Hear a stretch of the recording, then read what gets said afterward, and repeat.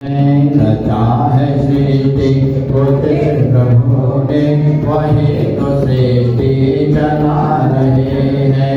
जो पेड़ हमने लगाया पहले उसी का फल हम निभा रहे हैं। रचा है सृष्टि कुछ प्रभु ने वही तो सृष्टि रचा रहे हैं। रचा है सृष्टि कुछ प्रभु ने वही तो सृष्टि चला रहे हैं। इसी धरा से शरीर पाए इसी धरा पर फिर सब समाए। इसी धरा से शरीर पाए इसी धरा पे फिर सब समाए हैं। सत्य नियम इसी धरा का एक आ रहे हैं एक जा रहे हैं। सृष्टि कुछ प्रभु ने वही तो सृष्टि चला रहे हैं। रचा है सृष्टि कुछ प्रभु ने वही तो सृष्टि चला रहे हैं। जिन्होंने भेजा है जगत में जाना खबर दिया है फिर लौट आना। जिन्होंने भेजा जगत में जाना तय कर दिया है फिर लौट के आना। जो भेजने वाले हैं यहाँ पर वही तो वापस बुला रहे हैं। रचा है सृष्टि कुछ प्रभु ने वही तो सृष्टि चला रहे हैं। रचा है सृष्टि कुछ प्रभु ने वही तो सृष्टि चला रहे हैं। बैठे हैं जो ध्यान दीवालियों में समाये मेहंदी की डालियों में। बैठे हैं जो ध्यान दीवालियों में समाये मेहंदी की डालियों में। हर डाल हर पाते में समा कर हर डाल हर पाते में समा कर गुल रंग बिरंगे खिला रहे हैं। रचा है सृष्टि कुछ प्रभु ने वही तो सृष्टि चला रहे हैं। रचा है सृष्टि कुछ प्रभु ने वही तो सृष्टि चला रहे हैं। जो पेड़ हमने लगाया पहले जो पेड़ हमने लगाया पहले उसी का फल हम पा रहे हैं। रचा है सृष्टि कुछ प्रभु ने वही तो सृष्टि चला रहे हैं। वही तो सृष्टि चला रहे हैं। सच्चिदानंद भगवान की आनंद घन परमात्मा की जय जय श्री राधे श्याम।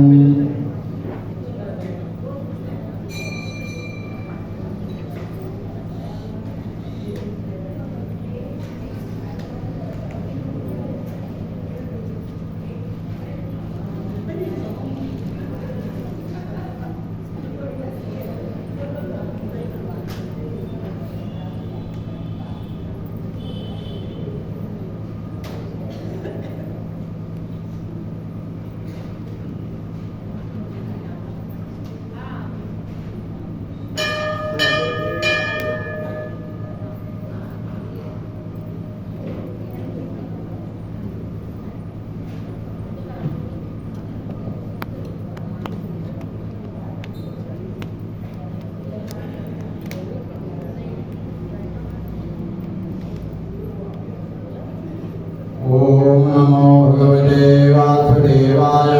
हरि ओम नमो भगवते वासुदेवाय। हरि ओम नमो भगवते वासुदेवाय। सर्वशक्तिमान परम पिता परमेश्वर के चरणों में प्रणाम करते हुए आइए कार्तिक महात्म्य की कथा का आनंद लें। सौदास नाम का राक्षस और ब्राह्मणी दोनों राक्षस योनि को प्राप्त होकर के एक दूसरे को श्राप दे करके वट वृक्ष के नीचे एक जाते हैं। कल की कथा आपने श्रवण किया। और उस वृक्ष के ऊपर भी एक राक्षस ही निवास करता है। तो राक्षस कहता है कि मेरे ही जैसा रूप धारण करते हुए मेरे जैसे दिखने वाले आप दोनों कौन हो? किस पाप के कारण तुम्हें राक्षस का स्वरूप प्राप्त हो गया? कौन से कर्म तुमने ऐसे किए जिसके कारण तुमको यह स्वरूप प्राप्त हो गया? तब ब्राह्मणी बोली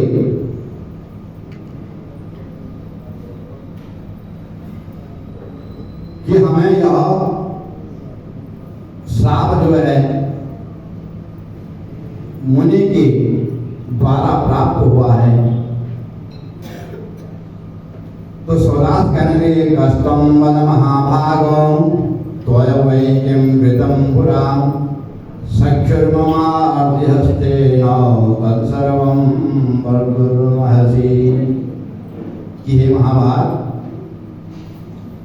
आप कौन हैं? एक बार फिर बताइए कि आपने पहले क्या किया था। क्योंकि हमारे जैसा शरीर, हमारे जैसा स्वरूप जो प्राप्त हुआ है तो हमारे मित्र हो।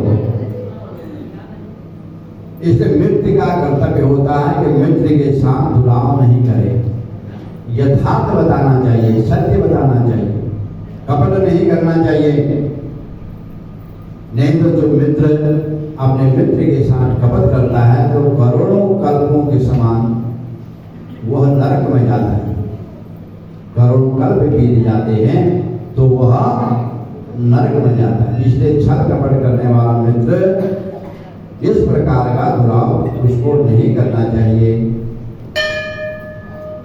क्योंकि मित्र के दर्शन करने मात्र से सभी कष्ट दूर हो जाते हैं। इसलिए कृपा करके बताइए। तो अब जो वटवृक्ष में रहने वाला राक्षस था, ब्रह्म राक्षस, तो राक्षस कहने लगा कि अहमासम पुरा विप्रो मागधोपेद पारंगः सोमदत्ता इति ख्यातो नामना धर्मपरायणः। हे मित्र, मैं पूर्व जन्म में सोमदत्त नाम का वेदज्ञ ब्राह्मण था। वेद को जानने वाले, चारों वेदों का जानने वाला ब्राह्मण था। मेरा नाम सोमदत्त था। हे महाभाग, मैंने अपने गुरु का अपमान किया था, गुरु की अवज्ञा की थी। हमारे लिए ही है सब कुछ। इसलिए मुझे यह गति प्राप्त हुई। मुझे कभी भी सुख नहीं मिला, क्योंकि आगे फल पड़े मैं खा नहीं सकता, जल पीना है मैं पी नहीं सकता। तो बोला मैं कष्ट में हूं। अनेक प्रकार के ब्राह्मणों को मैं खा गया, जीवों को मैं खा गया, लेकिन अभी भी मेरी जो है सुधा, भूख ये शांत नहीं हुई।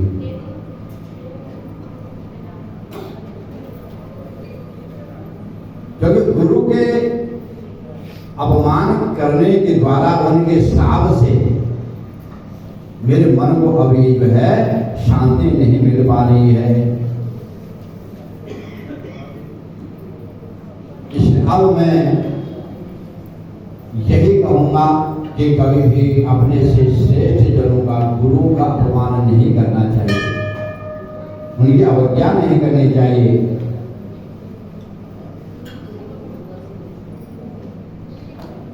तो इसमें कर्मास्पाद ने कहा गुरु कैसे होता है, यो कहिए। आपने पहले कैसी भक्ति की थी, किसकी भक्ति की थी, यह सब मुझे बताइए। मुझे बड़ा संशय हो रहा है, कष्ट हो रहा है। सब सुंदर के बोला कि गुरवः सन्ति बहवः भूत्या बन्धाश्च सादरम् तानहं कथयिष्यामि शृण्वन्यामनः सखे। अधिकारस्य वेदानां वेदार्थानां प्रबोधकः ये च सत्शास्त्रवक्तारो यच धर्मपरार्णकः। जो वेदों के अध्येता, वेदों के जानने वाले, वेदों को पढ़ाने वाले, शास्त्रों को पढ़ाने वाले, नीति शास्त्र के प्रवक्ता, वेद वाक्यों का संदेह मिटाने वाले, व्रतों का नियम बताने वाले, भय से रक्षा करने वाले, अन्नदाता अपने कर्मों का निवारण करने वाले हों, तो ये सब गुरु की संज्ञा में आते हैं। गुरु की संज्ञा में कौन है? ससुर है, मामा है, बड़ा भाई है, पिता है।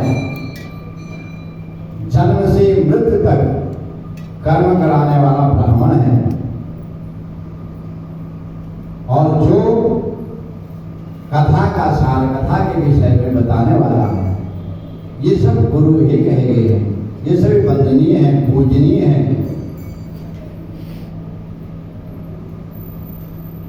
तो गलमास पाद ने कहा कि आपने अनेक गुरुओं के विषय में कहा, ये सब एक जैसे होते हैं अथवा इनमें कोई श्रेष्ठ है, यह कृपा करके मुझे बताइए। सुंदर कहने लगा, साधु साधु महाप्राज्ञं यद पृष्ठं ददाम्यहम् अस्माकं वेगेन महेच्छेर्भविष्यति।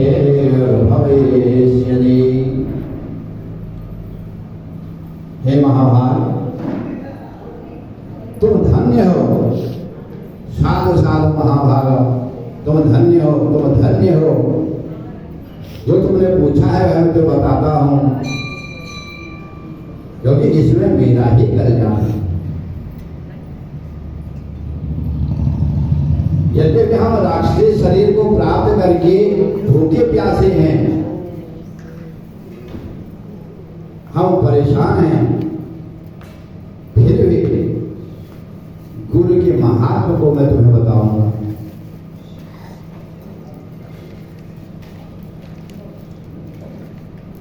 क्योंकि ये गुरु सभी जितने बताए निस्संदेह पूजनीय हैं, फिर भी शास्त्रों का उत्तम सार मैं तुम्हें कहता हूं, सुनो। वेदों के अध्यापक, मंत्रों के व्याख्याकार, जो वेद पढ़ा रहे हो,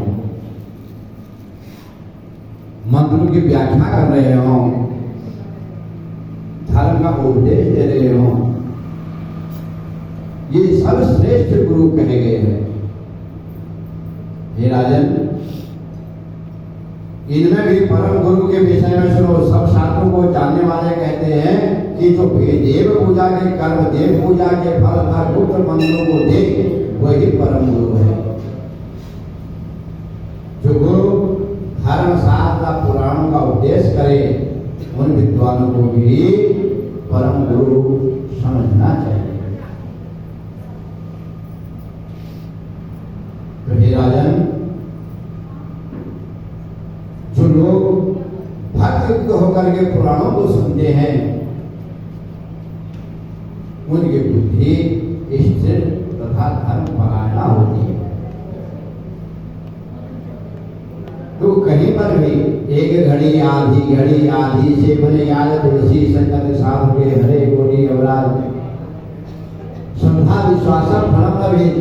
जैसे आप लोग आए हो, एकाग्र हो करके कुछ समय रहता है, एकाग्र हो करके शब्दों को, वाक्यों को श्रवण करना चाहिए। बातें तो थोड़ी देर में भी हो जाएंगी। आगे पीछे भी हो जाएंगे, पर जिसलिए आए हो वो कर्म जो है अवश्य जो है ना शांतिपूर्वक श्रवण करें। एक शब्द ही भगवान का जो है ना अगर मन में बिठा दो तो समझ लो उसमें कल्याण हो जाता है। यदि हम कहेंगे आगे जी बस हम राम राम राम राम करते रहे तो तरण तारण हो जाएगा, तो ऐसे नहीं होता। श्रद्धा से युक्त भगवान में भाव होना चाहिए तो कल्याण होता है। भूख लगी है, रोटी रोटी रोटी रोटी रोटी कहोगे तो रोटी मुंह में चली जाएगी, कर्म करना पड़ता है। उस प्रकार से तब कहा कि धर्म परायण होकर के जीव जब गुरु के मुख से वेद के वाक्यों को, धर्म शास्त्रों के वाक्यों को श्रवण करते हैं तो उनका कल्याण हो जाता है। पवित्र ज्ञान की उत्पत्ति होती है उन्हें। जो लोग धर्म अर्थ काम मोक्ष का इच्छित फलों को अभिलाषा रखते हैं उन्हें निस्संदेह पुराण सुनने चाहिए। जिसको धर्म की इच्छा हो उसको क्या है, पुराण के शब्दों को अवश्य ग्रहण करना चाहिए। मुझे यह ज्ञान गौतम मुनि द्वारा प्राप्त हुआ है। मैंने गंगा नदी के मनोरम तट पर सब धर्म के विषय में पुराण शास्त्र कथन उन्हीं के द्वारा सुना है। एक समय में शिव जी की पूजा कर रहा था, भगवान शंकर की मैं अर्चना कर रहा था। उसी समय मेरे गुरु आ गए, परंतु मैंने उन्हें प्रणाम नहीं किया।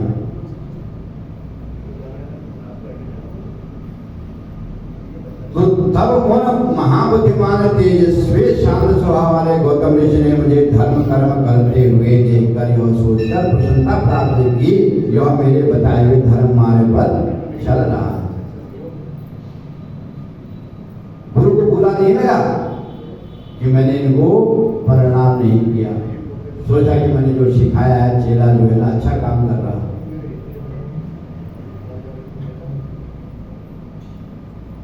परंतु बुरा किसको लग गया, भगवान को लग गया। भक्त का अपमान भगवान सहन नहीं कर सकते। ऐसी भगवान ने किसका अपमान सहन नहीं किया। रामचरितमानस में भी काकभूषणी ने भगवान अपने गुरु का अपमान किया था। तब भगवान शंकर ने श्राप दिया था कि 1000 वर्ष तक तुम जो है ना सर्प की योनि में रहो, अजगर बन जाओ। स्थिति सुनी होगी। तब गुरु ने फिर भी अपने शिष्य का कल्याण किया। नमामि समीशान निर्माण रूपम विभम व्यापकम ब्रह्म वेद स्वरूपम। ये प्रभु रक्षा कीजिए, त्राहि माम ये जैसा भी है मेरा जो है शिष्य है।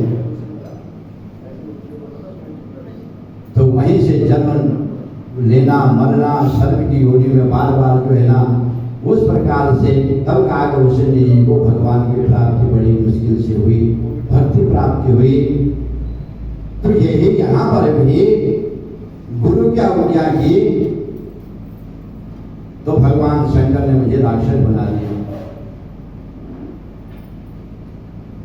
जो व्यक्ति ज्ञान अथवा अज्ञान से जाने अनजाने में भी अगर गुरु की अवज्ञा करता है तो उसके धर्म धन व कल्याण की क्रियाएं नष्ट हो जाती हैं। जो मनुष्य गुरु का आदर सहित पूजा करते हैं उसे सब संपत्तियां प्राप्त हो जाती हैं। हे राजन, मैं उसी पाप के कारण चल रहा हूं, इसलिए मैं इस योनि में आ गया। पता नहीं कब मुझे इससे मुक्ति मिलेगी।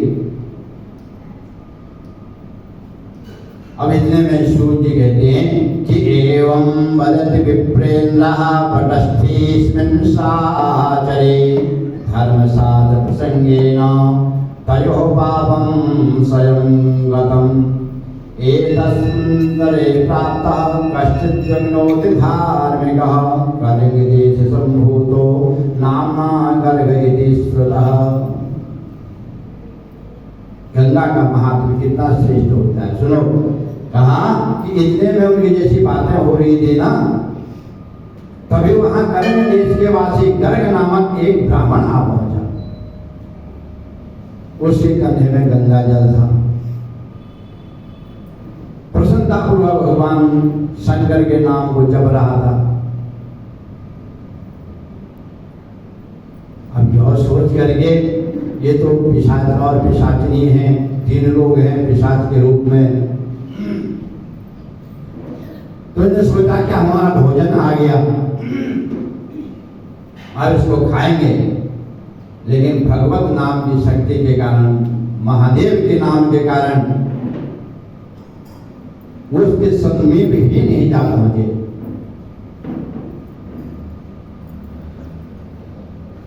क्योंकि जितना आगे जाते उतने ही कदम एक जगह पर स्थिर हो जाते और गर्ग ब्राह्मण के समक्ष नहीं पहुंच सके। ऐसा लगता था कि जैसे पीछे से इनको कोई शक्ति खींच रही हो और आगे नहीं जा पा रहे। यह देखकर राक्षसी ने कहा कि हे महाभाग, दूर से ही प्रणाम किया कि आप कौन हो? हे भद्रे, जिनके नाम को सुनने मात्र से ही राक्षस दूर बन रहे हैं, उनका नाम लेने वाले आपको प्रणाम है। हे भोले बाबा के भक्त, आपके चरणों में हम प्रणाम करते हैं। पूर्व काल में हमने बहुत सहस्त्र करोड़ों ब्राह्मण खा डाले, परंतु आप तो शिव नाम का उच्चारण ये बड़े संकटों को बचाते हैं। ऐसे भगवान शंकर के नाम का उच्चारण कर रहे हैं जो भोले बाबा समस्त कष्टों का नाश कर देते हैं। ऐसे वो परम पिता परमेश्वर के नाम का उच्चारण कर रहे हैं। यद्यपि हम दोनों राक्षस हैं, परंतु शिव जी के नाम की महिमा से हम परम शांति को प्राप्त हो रहे हैं। नाम आप यहाँ पर स्मरण कर रहे हो भोले बाबा का, परंतु हमें भी कुछ शांति प्राप्त हो रही है। हे ब्राह्मण देव, शिव जी का नाम संसार रूपी घोर रोग के लिए क्या है? औषधि तुल्य है। इस संसार रूपी जो घोर नरक है ना, इसको दूर करने की औषधि है। हे ब्राह्मण, गंगा जल की एक बूंद से के अभिषेक से ही मुक्ति मिल जाती है। हे ब्राह्मण, पृथ्वी पर जितने भी तीर्थ हैं वे गंगा के एक एक कण के बराबर भी नहीं है। गंगा का एक बूंद ये बहुत ही जो है ना कल्याणकारी है। सरसों के दाने के बराबर अगर एक बूंद भी अगर ये मिल जाए तो हमारा कल्याण हो जाए।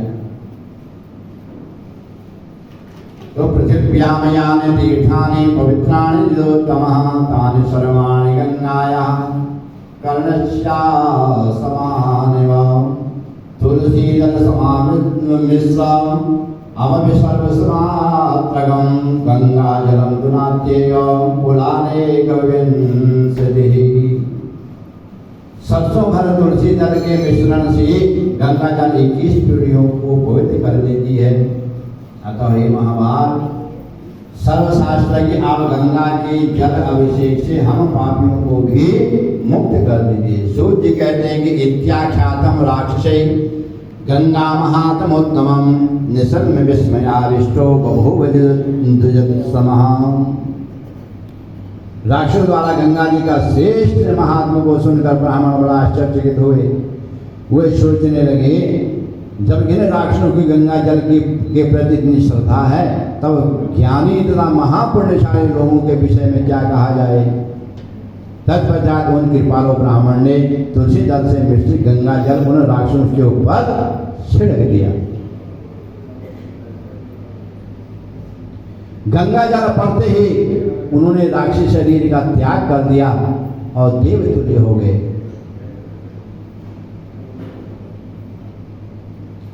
सभी जो तीनों राक्षस हैं वो भगवान श्री नारायण की कृपा से हाथों में शंख चक्र गदा धारण किए हुए विश्व स्वरूप को प्राप्त हुए।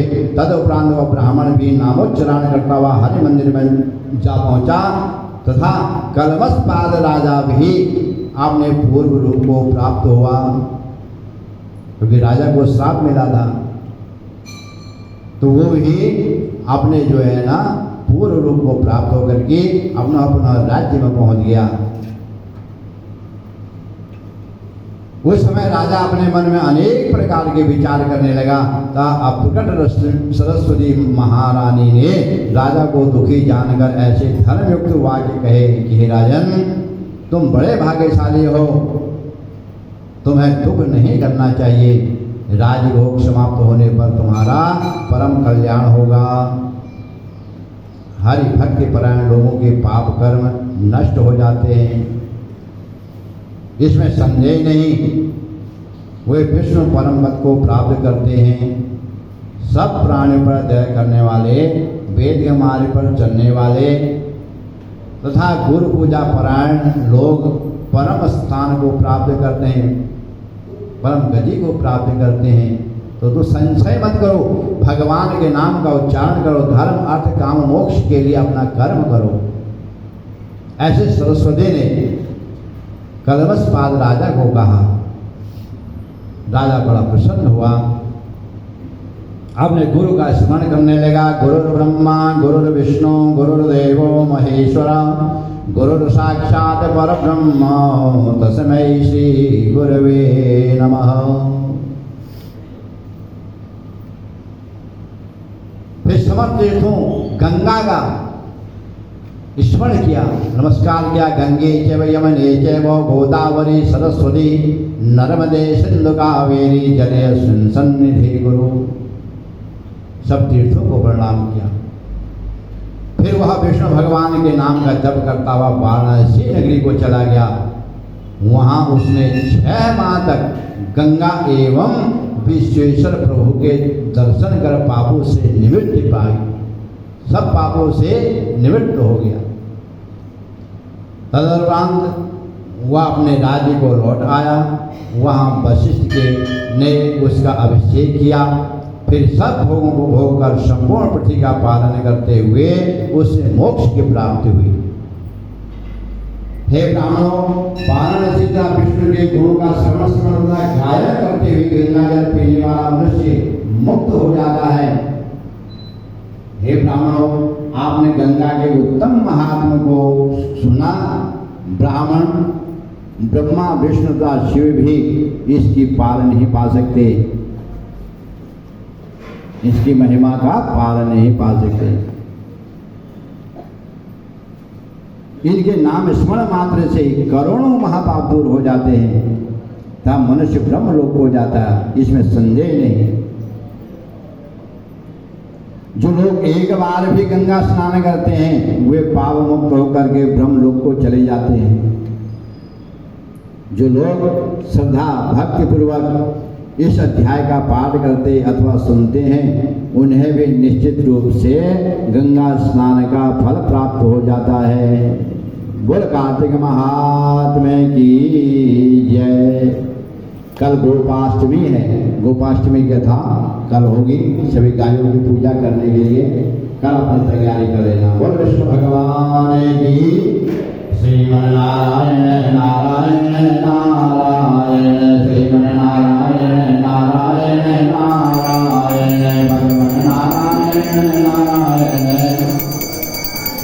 श्रीमन्नारायण नारायण नारायण श्रीमन्नारायण नारायण नारायण हरे नारायण नारायण नारायण हरे नारायण नारायण। श्री भागवत भगवान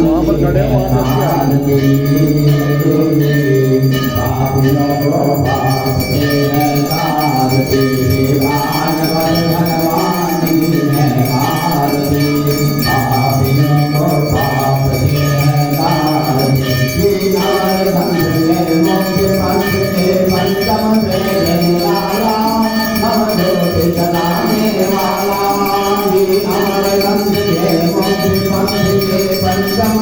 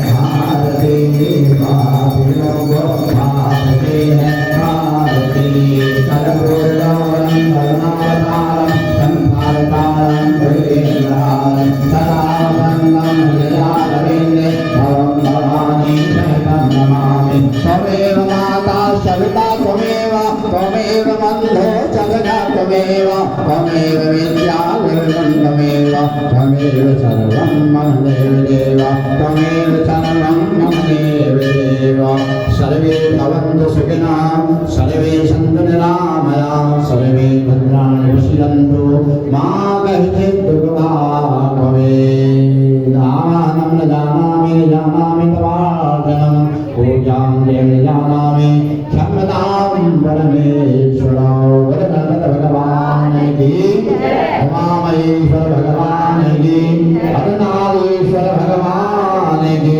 राजा रामचंद्र महाराज की पवन सुत हनुमान की वृंदावन माँ के बिहारी लाल की जगत जननी जगदम्बे माता की लक्ष्मी नारायण भगवान की तुलसी माता की गंगा मैया की कार्तिक महात्मा की सर्वभक्तन की धर्म की अधर्म का प्राणियों में विश्व का गौ माता की नमः पार्वती पतये